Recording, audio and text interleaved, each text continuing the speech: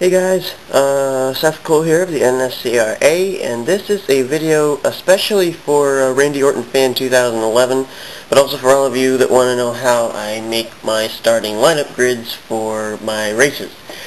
Okay, the first thing that we're going to do is we're going to go into NASCAR Racing 2003. This is, what I'm going to show you here is probably going to be the longest process of them all, but it kind of is a little bit rewarding as well. I'm going to turn up this thing here. Yeah, this is a little better. Okay, I'm just going to use this as an example. NASCAR Racing 2003 season Bull Ring 2012 mod. I'm just going to do this one just to kind of give a little bit of an example, so that way you see me going through the process. Okay, I'm going to have them at Daytona. Alright, now here's what you're going to do. This is going to be a thing, I'm going to just show you it once, but in order to get all your cars for your starting lineup, you're going to have to do this several times. So this is going to be really, really annoying after a while, I think. I'm going to show you two different methods. One is if you have fraps. You notice up here I've got a 46, 47, 48. That's my fraps counter. If you got fraps, your work's going to be a lot easier. Okay, so what you do is you're going to accelerate the race. Down here in this box, it's going to say whether a yellow flag has come out or not. When a yellow flag comes out, you're going to hit the accelerate. So I'm waiting. The green flag is now out. Got to wait for a wreck to happen. A wreck has happened. Okay? So now a wreck has occurred. I'm going to go to my first car, which is the one car. I'm going to accelerate some more. Okay, this is where I want to have my cars. Alright? This is where I want to have them, because this is what the kind of picture I want to have at this kind of an angle. So, going to, there we go, right here is the angle I want them at, right there. I want to be able to have a picture of that one car like that. Now, if you're using fraps, here's your method. You're going to turn on fraps, and then you're going to go down here. There's your play pause button. You're going to go to this one. You're just going to, whoops, sorry. You got to go to you got to go up here to none. Forgot about that. And then you go down here to this thing. Just lets you move them very slowly on by. Now you're going to probably put about 4 in there this first time. 4 more in the picture. Wait a minute. 4 more in the picture. Wait a minute. 4 more in the picture. Wait a minute. 4 more in the picture. Wait a minute. 4 more in the picture. Wait a minute. 4 more in the picture. Wait a minute. Now, not all your drivers are going to be in this, but after doing it a few times, you'll end up getting all of them. Alright, so you turn off fraps. That's one method. That's one thing. If you do not have fraps, here's what you do. Gotta get back to the leader here. Okay. We're going to want to fit as many as possible in here. We're going to fit in 4 of them. The 1, the 7, the 38, and the 31. And you're going to hit print screen down here on your keypad. It should be up near the top. It says PRNTSCRN. You're going to click on that. Okay? Now you're going to leave your NASCAR Racing 2003 and go into Paint, where you're going to paste. Alright? Now you see that there's the 4 cars that we were looking at, the 1, the 7, the 38, and the 31. Now I suggest opening up another Paint file, okay, a new one. Go back to your original thing, and you're going to take and use the rectangular cut button up here.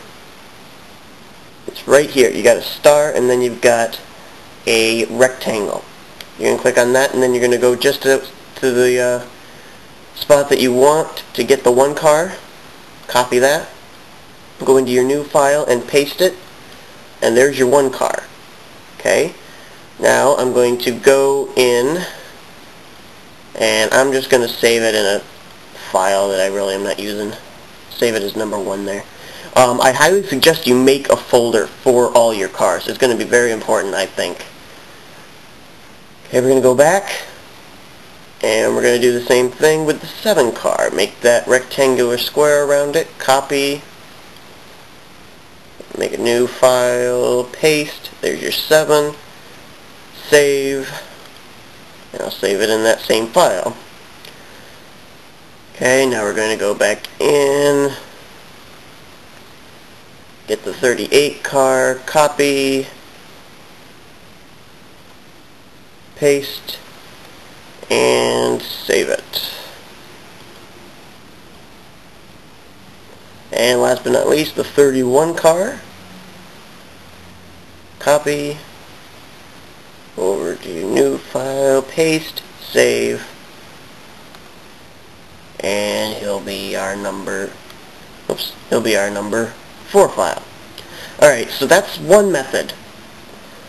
Now, I'm going to close these out. If you use Fraps, go into my computer, go to your local C disk, click Fraps, click Movies, and what you're going to do is you're going to take and you're going to open up your video that you took there of those cars. I'm going to open them in Real Player because my VLC player, it just does not work. So, once you do that, I'm going to just open up, no I'm not. Gotta wait for it to come up here. It's being really stubborn. There we go. Now you're going to see it's going to come into view here. Now this is me messing around with this stuff. I'm going to bring it to where I actually do it the right way, which is right here. Okay, now I'm going to be moving it right there. There's your 4 cars. Now if you're going to do it that way, all you got to do is then hit print screen, go into paint, paste it, and there's your 4 cars again, and you would just do the same thing. You would go up, you would click the rectangle, you would get the thing and put it into a new paint file. That's doing it with the Fraps way as well. Really, there's not much of a difference, except for sometimes if you do it in the game and press the print screen, you might end up having just the roll cages and wheels show up, and you may have to go back in. But that's that. Okay, now I'm going to show you how I make my starting grid. Now that you know how to get the cars, I'm going to let NASCAR Racing 2003 die on me here. There we go. And wait for the error report to come up. Yeah, that's going to be something, if you do not have a recording system like Fraps or something, you're going to have this happen a lot. Don't be alarmed, just go back into NASCAR Racing 2003, okay? Now, I'm going to go to Microsoft PowerPoint.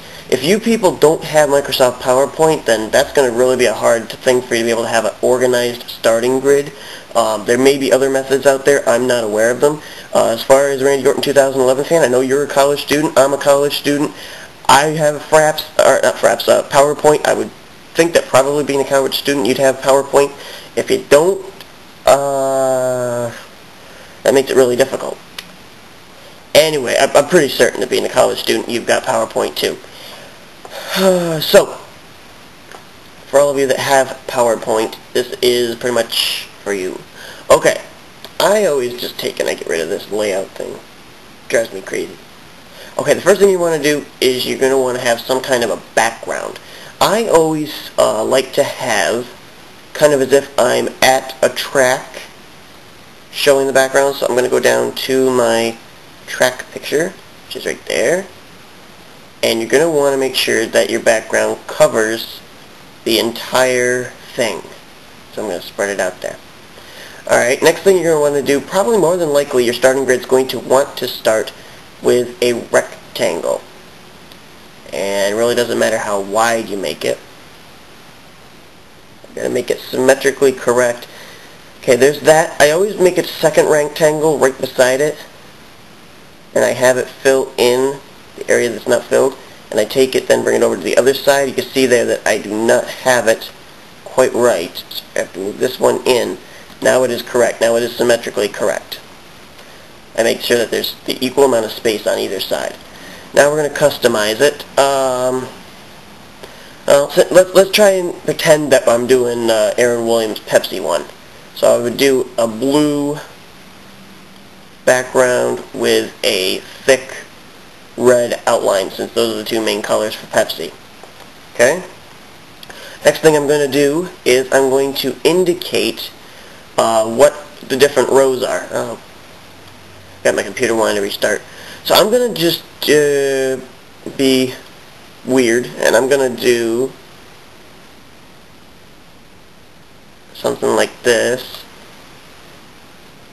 I'm going to turn it into a white thing with a red outline. I'm going to copy it and make a second one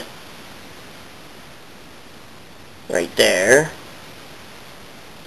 Okay. And now you're going to indicate what rows they are. Okay, so just bear with me here as I type this out. Row 1. I usually like to have the Arial black font because it just is so much thicker. Makes it a lot better, I think. Okay, so there's your row 1. Oops, that was good. I ended up grabbing the wrong thing. There we go. And row 2. Alright, so there's that. Next thing I would do, I'm going to make this look a little bit different from mine, just so that it has its own uniqueness thing. I also recommend that up here, somewhere you put like a little bar with your series on it. You know, you can do that. Alright, now I'm going to go into my pictures, and I'm going to get, oops, I'm in the wrong folder. I'm going to get the pictures I did. Here they are. I think I'm going to get all 4 of them right now. I'm going to import them in. Okay, there they are. I'm going to put them over to the side here. Alright, so I'm going to have on the pole the 31 car. Okay, now what I'm going to do is, you notice I got the 38 car now? I'm going to try and get them to have the same size as far as the pictures are concerned. That way it looks symmetrically correct. So I'm going to take the 31 car here, and I'm going to stretch him out to match the 38. Alright, so I'm going to put them like this. Really weird looking, I know, but you'll get it after a minute. Now I'm going to take the 7 car, bring it over, try and line it up with the 38 as far as its size. And now I'm going to bring the 38 car down here. I'm going to take the 1 car, it's symmetrically right, and bring the 7 car down here. So you don't want it right there. Now, next thing I'm going to do is, well, actually, yeah, we will now put in the names. I'm just going to put in number 1, or no, I won't. I'll just put them all in as, like, I always do it this way, with the first name at the top, second name at the bottom. Makes it a little bit better.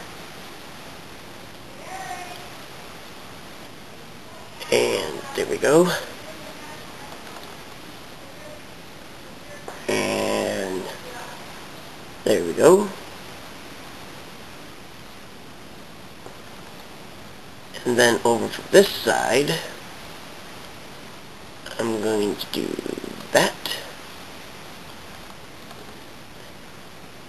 And that. Okay, now probably you're going to want to have something here to separate your grid. So I just put a line down here in the middle. I want to spread it up a little bit more. And give it a red outline, I guess. And I'll do the same down here. And basically, that's it. That's how I make my starting lineup. You can add lots of fancy stuff around, you can do whatever you want with it, but that's my basic starting grid, how I make it. So I hope that really helped you guys out. You know, just for instance of different stuff you can do to it. I'll show you here my Mobile and Cup Series starting grid, I guess, here. Gotta wait for it to come up. But that's what I do. and hopefully, see, like this is entirely different. This one's a whole big one that's got all sorts of stuff in it, but basically runs the same principle. I just made it wider. I made these by just having the rectangles go down long and everything. Really, you can do whatever you want in order to make the starting lineup, and PowerPoint is so easy to use in order to make a starting lineup. So hopefully that gives you guys an idea on how you can make your starting lineups with PowerPoint. Hope that was a big help to you, and you know, happy making starting grids. Hope this helped you out, Randy Orton 2011 fan. So